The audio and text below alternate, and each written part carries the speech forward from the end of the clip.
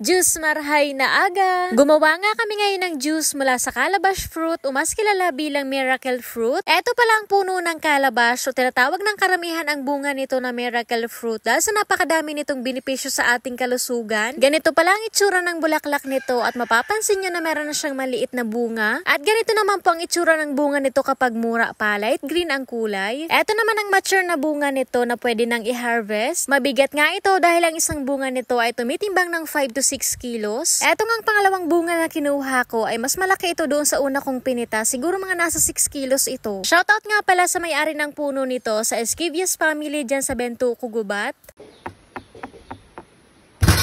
Napakatigas nga ng balat nito kaya kailangan gumamit ng matibay na itak o di kaya naman sabi nila ay pwede naman lagari. Ang ginawa nga namin ay pinakarak muna namin ang balat para tuloy-tuloy na itong mabiyak.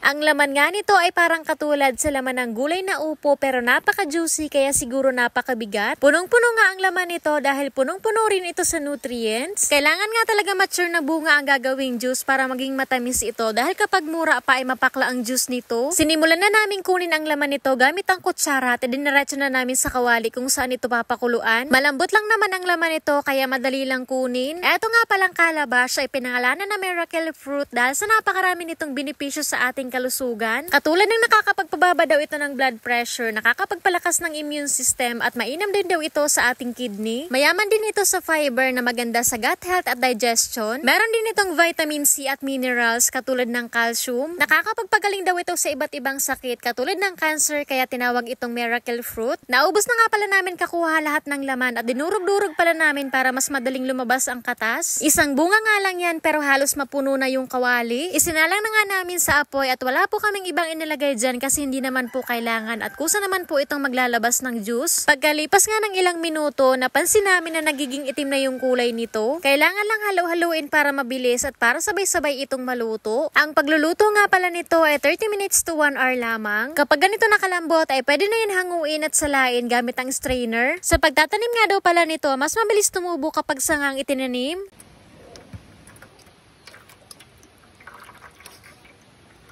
Sa isang bunga ng calabash ay maaring makagawa ng 1 to 2 liters na juice nito. At eto namang sapal ay hindi naman pwedeng makain pero pwede itong gawing fertilizer sa mga halaman. Natapos na namin kasala lahat pero para mas tumagal itong juice o hindi agad masira ay kailangan pakuluan ulit sa loob ng 10 minuto. Ang lasa nga pala ng juice nito ay matamis na may konting pait na parang wine na walang alcohol. Nakatikim na rin po ba kayo ng juice nito? Pagkatapos ng 10 minuto ay pwede na yun hanguin at palamigin, isalin sa bote o di kaya naman kahit anong lagayan basta hindi mapapasukan ng insekto. At eto nga pala ang juice na nakuha natin sa isang calabash o miracle fruit. Mas tatagal nga ito kapag ilalagay sa ref at mas masarap nga daw ito kapag malamig. At hanggang dito na lang muna, hanggang sa susunod ulit. Salamat po sa panonood. See you in my next vlog.